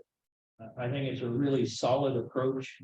I think it will be a benefit to probably 200 to 300 residents in this county that will be able to actually serve. Hopefully this is just the first step and we'll be able to, like we have with the chipping, parlay this into an ongoing program over the next several years.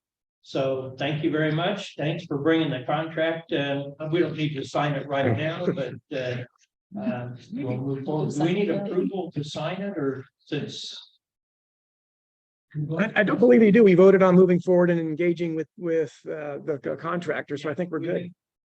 Yeah. Alice, I've got a question from Alice, Pat.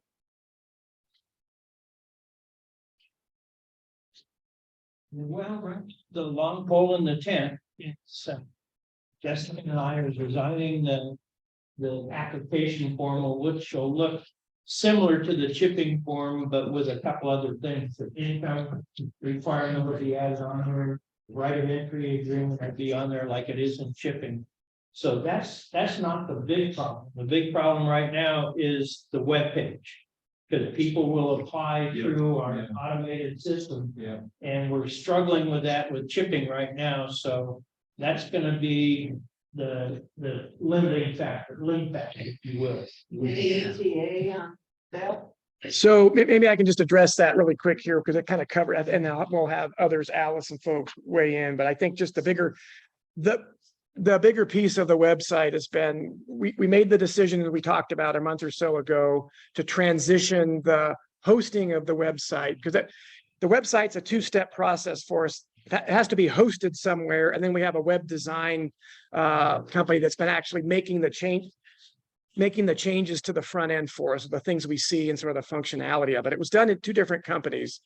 DreamHost, who hosts it, had a challenge with, they're very customer unfriendly. Everything is email oriented. It's not up in service person. So short version of it is, over time, a lot of data, large files, pictures from the chipping program and diesel, all of that was building up. And ultimately we overtaxed the service that was being provided. And so we couldn't migrate our web page over to, we want to consolidate everything under Lanatech and have them do everything for us.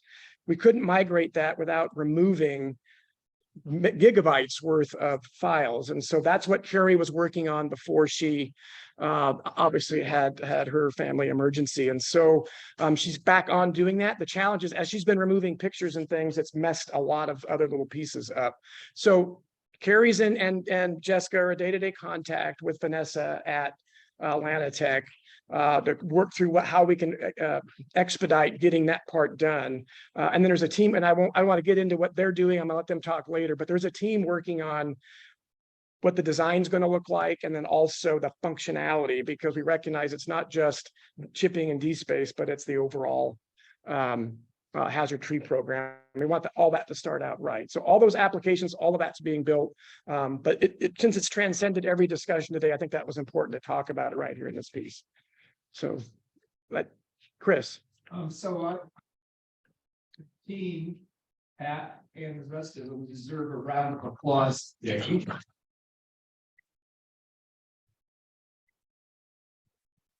The other thing is Heather recognizes, because she's been really involved with this subject for many years. Now that we have it, let's be patient.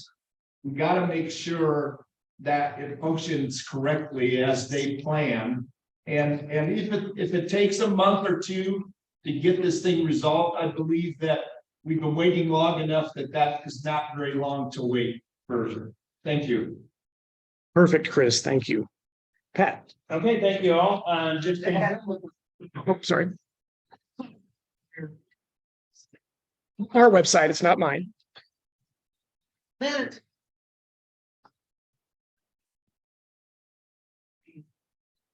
Maps for the 2011 CWPP. There was another transition where all the embedded files were lost in that. So I went back to the contractor, Barry, and I have them. Would you like me to email them to you? The CWPP is online. Yeah, but It's on the website. so let's talk about it offline. But yes, hang on to those, and we don't want to lose anything. But we may not want it on the website. We got to figure out where we want to put it so we can at least archive it. But yes, thank you. No, totally. Yes, thank you. All right, Pat, back to you. There. With the website, and I think this is a dip in the weeds and then come right back out. As far as the data problems and storage of files, Are we looking at using some sort of online library service? We're working through all of that to figure out what's the best way to allow people to access information that they need, but not take down not encumber the rest of the website. Absolutely. I've got some thoughts on that. Okay, we have a group and they'll talk later and you guys can talk Yeah. offline about specifics. All right, perfect. Pat, Okay, this continue with the grants committee report. An opportunity popped up. As it does periodically, PG&E offered $100,000 grant opportunity. Pretty short turnaround time. It's due the end of this month. That's like next week and a half, 2 weeks. I talked to Ken and we decided the best way to proceed. Oh, and the project has to be complete by 15 October. So number one, 100,000 doesn't buy you a lot of fuel reduction.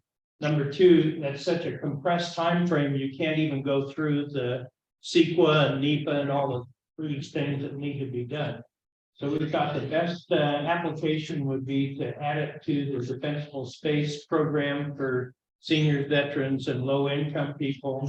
I'm meeting with Jessica tomorrow morning. Jessica is going to take the lead on that grant, and we'll put it together and get it submitted. The good news is the PG&E application is very, very simple.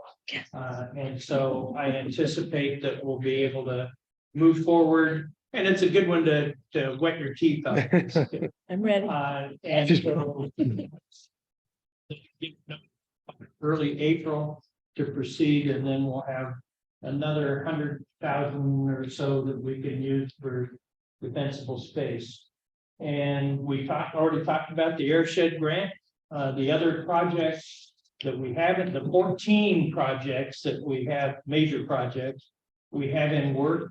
And you looked at the projects report from Janet, you can see that they're all kind of, and couple that with Maya's report from the RCD, they're all kind of sitting there on item. We have a lot of money that's been allocated to us and we haven't spent it.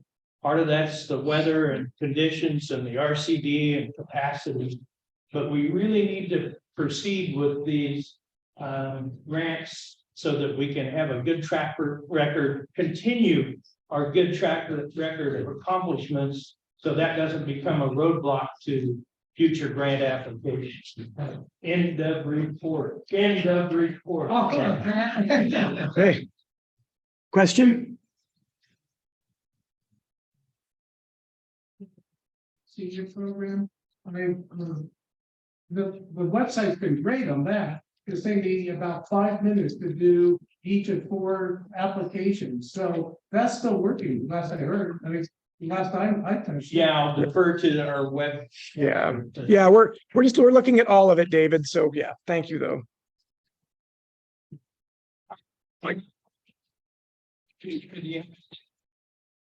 Not at the moment. Right, Pat. See nothing online or in room? Thank you. Thank you, Pat. All right, item 8B is governance committee. Obviously, Chris covered one issue for Karen relative to endorsement. Anything else, Karen, relative to governance? I don't think so, just, I just want to say that we're still updating our compliance calendar. Yes. On that, so beyond that, we're good. Thank you. All right. And thank you to Carrie and Steve and Jessica and others and Karen who were working on trying to get us up to date on the compliance calendar. Okay, item 9A is chipping program. Anything additional report, Jessica or Pat, relative to chipping? Yes. All right, handing it over to Jessica. We are currently implementing community chipping days. If you guys are interested in doing so, please just get with me. So far, the 3-letter coding that we are inserting on the nearest cross street is a very good way for me to keep track of each community. So what I'm doing is I am creating a spreadsheet and organizing each application as they come in and separating them into each individual community. So I will push that Excel spreadsheet to the contractor the day before the event starts. Right now for REE, which is Royal Equestrian Estates, you guys get it. We have 10 jobs. 2 people just pulled out. I just want you guys to know that it starts next Monday. For Sierra SFW. We only have 2 jobs, but they are coming in. If you guys are interested in doing this with your community, that is how we're doing it. Moving forward with the webpage, I'm going to be reformatting the application to where instead of nearest cross street, it's going to have a drop-down section with every council acronym listed. So they can start identifying what community they belong to. And I can create spreadsheets faster that way for you guys when you're doing your reports. If they don't know, I'm going to have an option that says unknown as well. But I feel like this is going to be a good way to move forward with our chipping. Other than that, we are significantly under margin in terms of jobs. Last month, our contractors didn't work at all due to the storm. So we are a month behind with work, but also people didn't apply. So we did 3 jobs last month. We have a ton of room for people to get work done. If they're interested, you guys can put it out to your communities. I think that would be a safe thing to do. Start advertising it. Our contractors would appreciate the work. So, Yeah. Oh, yeah. Oh, Karen had, I think Karen had one, and then we'll go to Paul. Yeah. So I've been kind of holding off announcing it to our community. Okay. Mike is not. Yes, it is.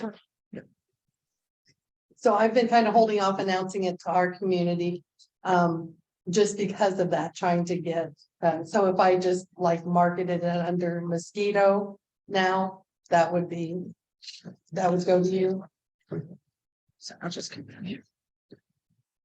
So Gina actually put out a really good email, which I appreciated, and she expressed it to her community. She identified the 3-letter acronym and said that must be in there. If it's not in there, I'm going to process the jobs as they come in. Okay. So it does not matter when you put it out to your community. If they have that identifying code, I will hold off on processing the job because I am formatting them into an organized spreadsheet. So it doesn't matter when they come in. If you want to do it 3 months in advance, 4 or 5, it does not matter. I am saving them. I am tracking them. I have every job number ready to go for when you want the event to happen. Okay, Paul. Jessica, thank you very much for doing that one. One question for clarification. So on the Sierra Ma group, it's they're within the Greater Cameron Park Area Fire Safety Council and their Firewise community. Did I understand that there will be a drop-down code that would associate that with our council, or are they going to have their own 3-letter code that is independent of our Fire Safety Council?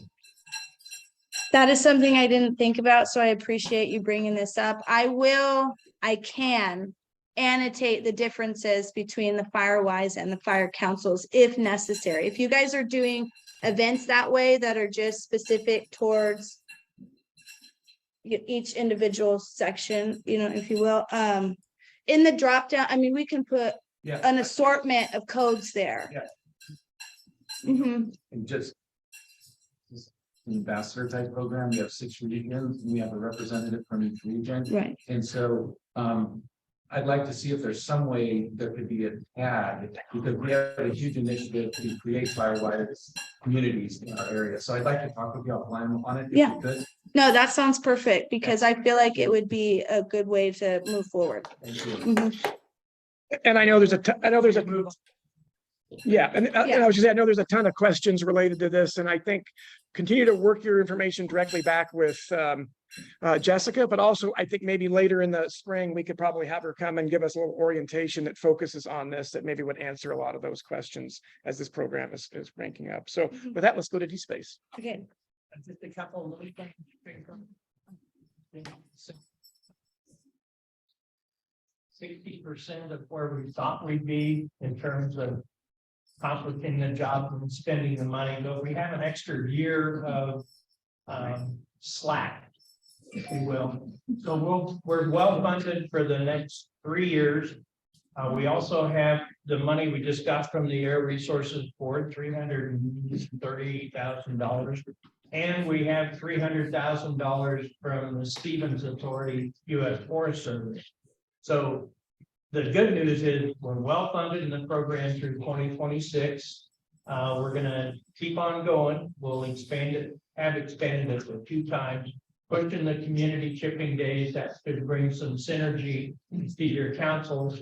And also you can use the money, time and effort spent on the chipping program within your Firewise community for meeting the commitment, the investment commitment that's required to maintain your Firewise certification. Thank you. Defensible space. Defensible space, oh, Wait. do you have a microphone? It's okay. In reference to the chipping program, are we gonna receive like an Excel spreadsheet after this year's chipping program is done, so that we can add that information for our Firewise? Or do we, will receive it, or do we need to? You were in our thoughts, You need to Sharon. You need to request Shannon, it. I you and Sorry. can create it for you if you request it. I'm just saying it is an option. I'm working to that direction to where you guys can request it and it's easy for me to obtain it for you. All right. Great. Moving on to defensible space. Okay, defensible space, again, our contractors kind of took a month break due to the storms. And so we're a bit behind with our evaluations and getting jobs done. If you know people that are, I know I'm getting an influx of emails wondering what's going on. That's what's going on. Our contractor safety is top priority and I'm not gonna force them to go out and do the work when it's not safe. So also in terms of the information that's being provided, I work with all the information. I just wanted to point out that I have a lot of different people that have their hands in this pot. I have the contractors, I have to work with finance, I have to work with the actual grant where we get the grants from to do the reports. And so all the information that is provided is necessary for accountability purposes. If people want work done, we have to justify the work that we're doing and we have to report back and let them know this is where the work is going. If we don't have numbers, they're not going to approve the grants for us. We cannot justify it. So therefore, any information that's being provided, if people want the work, we need the money. It costs money. And if we don't have the money, we can't do the work. So if they want the work, they need to give all information asked. Other than that, we're doing good. We're behind schedule. So, Jessica said it right there. I don't. No, and I do want to thank her and Ernie and it's been a dynamic year as we've talked about. So, and a lot of things changing, but we talk about the colors of money. We get money from veterans, we get money from seniors, we get money from PG&E, from SMUD, and they all want to ensure that their funds are going to the appropriate constituent base that they're supporting. And so it just requires a lot of tracking and information and all that. So thank you for working that. The program is growing leaps and bounds, and I think we will definitely be in a different place later this year. Thank you. Okay, 9C, outreach and education. Alice has been crazy busy with a lot of stuff because she's making the rest of us busy. So Alice.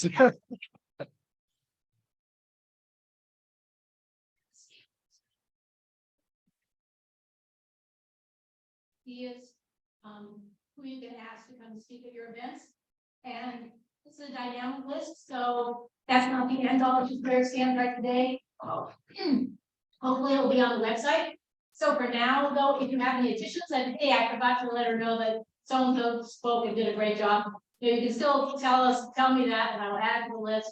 And if you try contacting any people with the information that's wrong, please let me know so I can fix the list. Another thing is the fair, which was briefly mentioned. It is going to be June 15th to the 18th, updated weekend again. I know some people have already volunteered for it, but just be thinking about that for your fire safety council. And I'm hoping to have a meeting after the end of March. So I've got contact information for the agencies, I think, and that we will be meeting sometime. So if there's no, Okay, good question, that.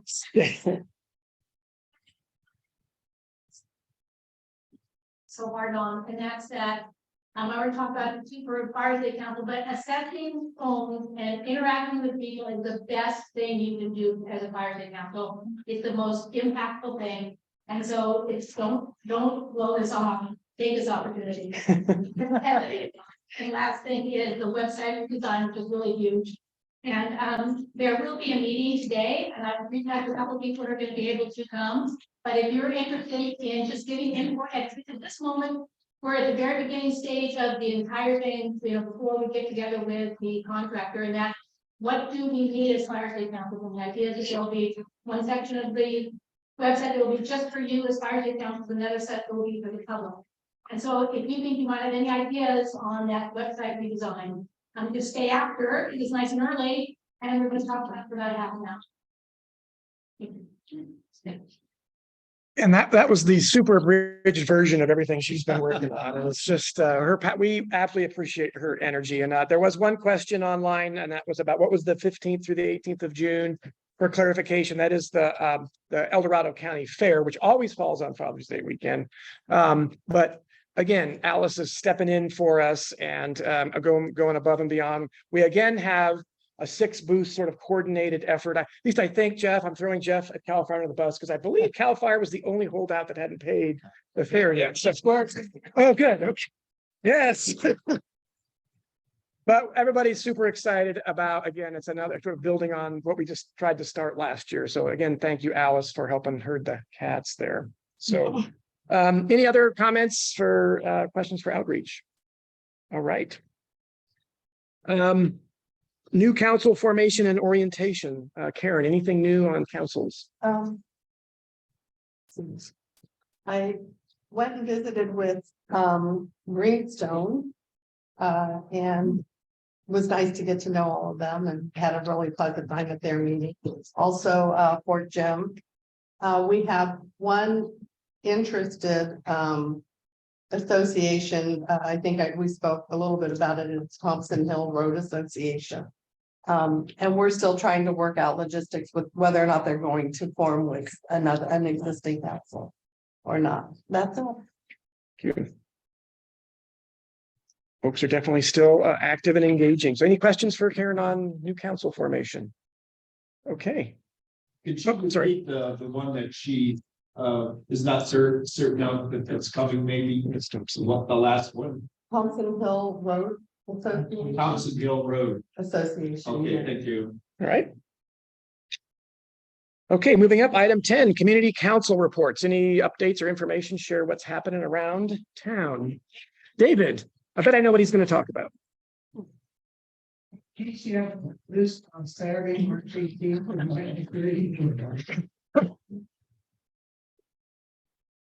Smoking Bear, Kathy McCall, and even Senator Alvarado Gill and Assembly Member Patterson will be there and other dignitaries, but we all care about Smoky Bear, right? Thank you, David. Other information, comments? Paul. We've got some tentative dates of May 12th or May 11th. We will be hosting a town hall in Cameron Park. And Congressman McClintock is scheduled to be there along with State Senator Alvarado Gill and Jim Patterson reaching out to as well, so that they can address what they're doing from a legislative perspective to help with the wildfires in the various areas they have oversight. Great, thank you, Paul. Anything else in the room here? Oh, I see a light. Oh, okay. All right, not seeing anything else in the room nor online. We will move on to, we have no old business. So we'll move on to project reports, item 12, so far. Tamara and or David, anything new on so far? On so far, so things a little bit interesting with Joe Stout, the new being forest supervisors. We've had a team that he's around. So on April 12th, there's a regular so far meeting. It's going to be live at TNT by 1:30. The whole public invited. Some is going to be like walk around and find out. Then, again, we just had changed because of Joe Stout's schedule, but the Research Advisory Committee is meeting April 12th also. So we have to run from EID over to the 40 Road headquarters for the RAC committee. RAC does not have a forum yet, but people are applying for the missing spot. So that's me and Heather left, and I'm not sure who else in the room is on there, but it's probably. Seems we got that, Heather. The biomass meeting, this is his own last report, but there will be an April 27th Zoom meeting. I think biomass, previous one at the time, but you can contact me if you want to. All right, I must be going in on graph. Yes, please. For executive committee, including Carrie Engel. I don't know if it got out to everyone, with the gender or anything, but maybe somebody could pass it. Yeah, it may be falling down. I'll double check because I don't think I haven't seen it. All right, very good. Chris Payne, County Biomass Working Group.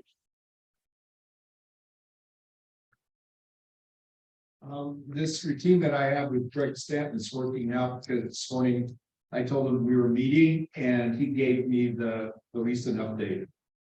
He says, "Hi, Chris, the fatal flaw analysis of the SPI Camino site that TSS Consultants is conducting should be ready in the next week or two." What I had commented is this is the first analysis that has to be completed as whether or not this site will work. So that's why they call it the fatal flaw. So with that report, then we will have what's from analysis perspective, will define whether SPI Camino site will work for a biomass cogeneration place. We think it's got all of the ingredients that this report is very important. The Black Oak Mine Unified School District will be submitting a scaled down workforce development grant to CAL FIRE by the end of this month. We also submitted an appropriations request along with other county projects to Congressman Kiley's office for the school district's project. As you know, that I believe there was an earlier attempt that it was either too big or didn't get the attention necessary. But now this scaled down version, they believe is going to meet the conditions necessary as a project, as an application for project. The South Tahoe Refuge Project cleared the first hurdle with TRPA, that's the Tahoe Regional Planning Authority, and will be submitting a permit application for their project later this year. As you know, the only thing that South Tahoe is thinking about is snow and damage. So that could affect this project. We'll see if it does. No new news on the other projects, which last month, and you'll find it, I believe, in the minutes of the other projects. Yes, like El Dorado Northern, and there was another one, just a second, I have this text from last month. There's what's called the SMUD note hydrogen. That's another project that SMUD's working on. And hold on. And then if you remember the Gold Seal Industries mobile biomass unit, they're hoping to deploy it by second quarter 2024. So there's no additional update on that. Thank you. Thank you, Chris. And I did. And we still far filings. Thank you. Thank you, David. Okay, item 13, public comment. Any additional comments that haven't already been addressed through the Fire Safe Council reports from the general nature? And looking around the room, not seeing any. Looking online, none. Okay. All right, well, thank you everyone again for the engagement and commitment. Oh, Hugh's pulling, calling Yeah, Mulligan here. No, He's gonna- for the good of the order, I just need to ask Tamara, are you still gonna have a grants 2.0 meeting following this meeting here? Okay. So, Yes, and for those thank you. folks, that looks like that they're trying to look for a future date to try to get folks together on that. So thank you, Tamara, for trying to wrangle that.